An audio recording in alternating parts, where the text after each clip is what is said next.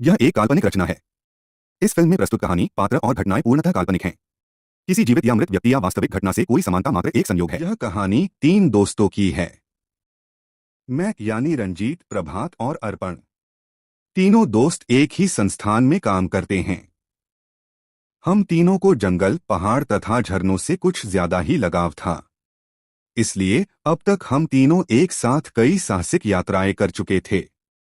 यह यात्रा पिछली सारी यात्राओं से काफी अलग थी। इस बार की गर्मी छुट्टियों में हम तीनों ने सारंडा जंगल घूमने का प्लान बनाया। इस यात्रा में हमें जंगल के 60 किलोमीटर अंदर एक बेहद ही खूबसूरत झरने तक पहुंचना था। जंगल में लगभग 50 किलोमीटर की यात्रा मोटरसाइकिल से करनी थी। वहां बने हुए अंग्रेजों के समय के एक टूटे फूटे गेस्ट हाउस में रात बितानी थी। शायद उस गेस्ट हाउस को अंग्रेजों ने शिकार करने के विचार से बनवाया था। इसके बाद चूंकि आगे रास्ता नहीं था, इसलिए बाकी 10 किलोमीटर की यात्रा उस घने और खतरनाक जंगल में पैदल ही हम सबों को करनी थी।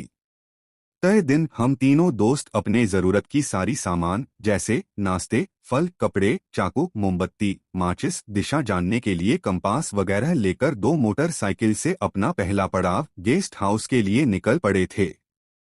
हम लोग किसी तरह संकड़े पथरीले रास्ते से गुजरते हुए दिन के 4 बजे के आसपास गेस्ट हाउस पहुंच गए थे। हम लोगों ने दरवाजा खोलकर रूम की सफाई करनी शुरू कर दी ताकि किसी तरह रात बिताई जा सके। घनघोर जंगल होने के कारण कुछ ही देर बाद अंधेरा होना शुरू हो चुका था। अचानक हल्की हल्की बारिश शुरू हो चुकी थी। उसी समय एक मर्द के साथ एक औरत गेस्ट हाउस में आ जाती है। दोनों बारिश के पानी में भीग चुके थे। हम तीनों उन दोनों को अचरज से देखने लग जाते हैं। हम लोगों के बोलने से पहले ही औरत बोल पड़ी, हम दोनों झरना देखकर वापस आ रहे हैं। रास्ते भटक जाने के कारण यहाँ पहुँचने में लेट हो गई। आज रात रुकने के बाद कल अपनी मोटरसाइकिल से वापस लौट जाऊंगी। हम दोनों पति पत्नी हिमालय में भी इस तरह की साहसी एवं खतरनाक यात्रा कर चुके हैं। मैं यहीं अपनी मोटरसाइकिल छोड़कर सुबह पैदल ही झील के लिए गई थी। खिड़की के बाहर अपनी मोटरसाइकिल दिखाते बोली। अब हम लोग 5 हो गए थे। रात का डर लगभग खत्म हो गया था। अचानक शेर की आवाज सुनाई देने लगी थी। वे दोनों दूसरे रूम चले गए। हम लोगों ने अंदर से दरवाजा बंद कर लिया था। मोमबत्ती जलाकर अंदर का अंधेरा दूर कर दिया था। हम लोग घर से लाए रेडीमेड नाश्ते करने लगे। अचानक बड़ी तेज आंधी और बरसात शुरू हो गई थी। बिजली भी काफी छिटकने लगी थी। अगल बगल कहीं बिजली भी गिर चुकी थी। बीच बीच में जंगली जानवरों की भी आवाज सुनाई दे रही थी। प्रभात आवाज के साथ ही जानवरों का नाम भी बता दे रहा था। तभी अचानक शायद इस गेस्ट हाउस के किसी पार्ट पर लगा पेड़ गिर गया है। अब तक हम तीनों काफी डर चुके थे। नींद के स्थान पर डर हावी हो गया था। हम लोग किसी तरह सुबह का इंतजार कर रहे थे। एक एक पल मानो एक एक युग के समान बीत रहा था। सुबह के लगभग 4 बज रहे थे। बरसात थम चुकी थी। तभी दरवाजे पे दस्तक हुई। अर्पण ने डरते हुए दरवाजा खोला। सामने एक काली बिल्ली काफी खतरनाक ढंग से घूर रही थी। हड़बड़ाते हुए अर्पण ने दरवाजा बंद कर दिया। हम लोगों ने सोचा था शायद पति पत्नी होंगे। लगभग 5 बज रहे होंगे। हल्का हल्का उजाला होने लगा था। तभी बगल वाली औरत जोर जोर से दरवाजा पीटने लगी। प्रभात ने तुरंत ही दरवाजा खोल दिया। वह औरत बुरी तरह घबराई लग रही थी। वह बोली, कोई जंगली जानवर उसके पति को उठाकर भाग गया है। हम तीनों एक साथ घर से निकले। दूर तक खून का निशान दिख रहा था। देखने से ही लग रहा था कोई हिंसक जंगली जानवर घसीटते हुए बीच जंगल की ओर ले गया होगा। औरत जोर जोर से रोए जा रही थी। एक चीज जो मैंने नोटिस किया था, लेकिन उस पर अभी सोचने का समय नहीं था। गेस्ट हाउस पर पेड़ की बात तो दूर, एक छोटी सी डाली भी गिरी हुई नहीं थी। हर तरफ धरती बिल्कुल सूखी हुई थी। पानी की कहीं एक बूंद भी नजर नहीं आ रही थी। खून के निशान के पीछे पीछे उस औरत के साथ हम लोग चल पड़े थे। कुछ दूर के बाद कोई निशान नजर नहीं आ रहा था। अचानक एक काली बिल्ली हम लोगों के आगे आगे चलने लगी। अर्पण बोला, ये रात वाली ही बिल्ली है। अचानक बिल्ली गायब हो गई। हम लोग जंगल में भटक चुके थे। लगभग दिन के 8 बज गए थे। भूख, प्यास तथा अज्ञात भय के कारण बुरा हाल हो गया था। एक बार फिर खून का धब्बा मिलने लगा था। हम लोग उसी दिशा में आगे बढ़ने लगे। सामने वही बिल्ली खून से लथपथ मरी पड़ी थी। हम तीनों किसी अनहोनी की आशंका से पीछे मुड़कर भागने ही वाले थे, तभी वह औरत खतरनाक ढंग से पीछे पलटकर देखी। उसकी बाल काफी लंबी हो चुकी थी। 2 लाल लाल दांतें बाहर निकल चुके थे। हाथों की नाखूनें काफी लंबी हो चुकी थी। किसी चुड़ैल की तरह वह दिख रही थी।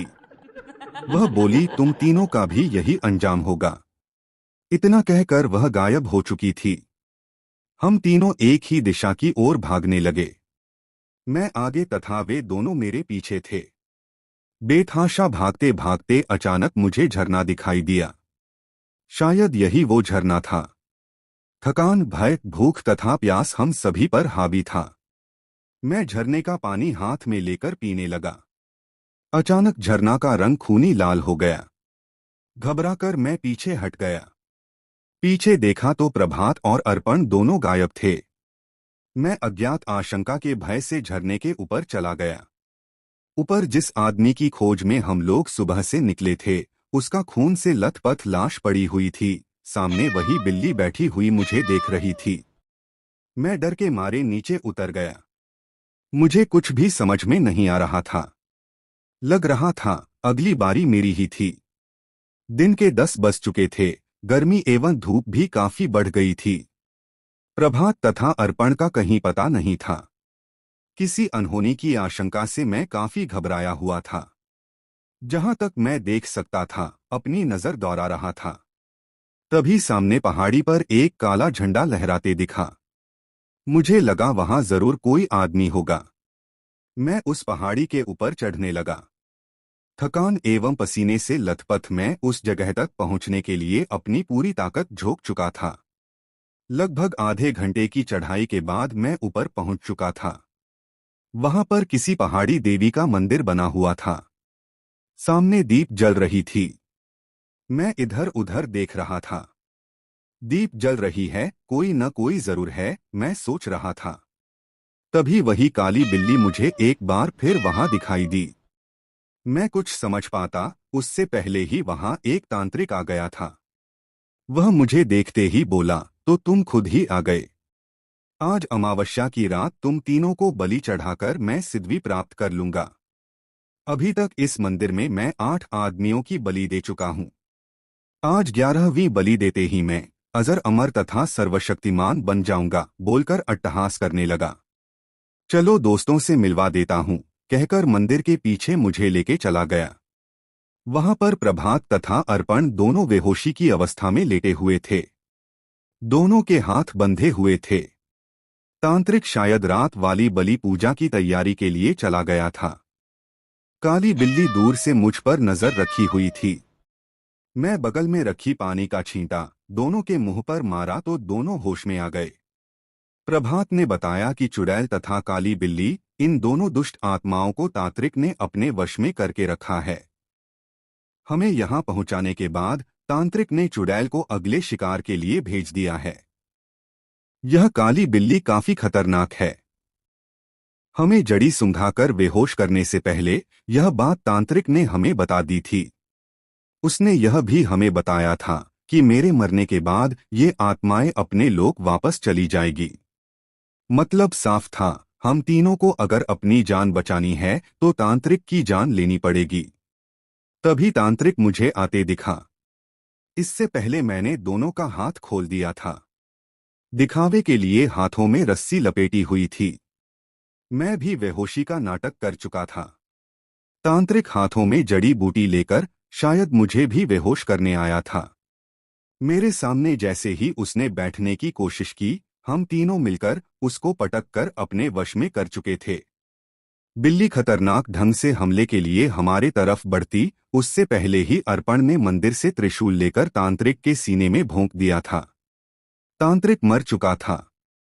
काली बिल्ली के साथ साथ दूर से आती दिख रही चुड़ैल भी गायब हो चुकी थी।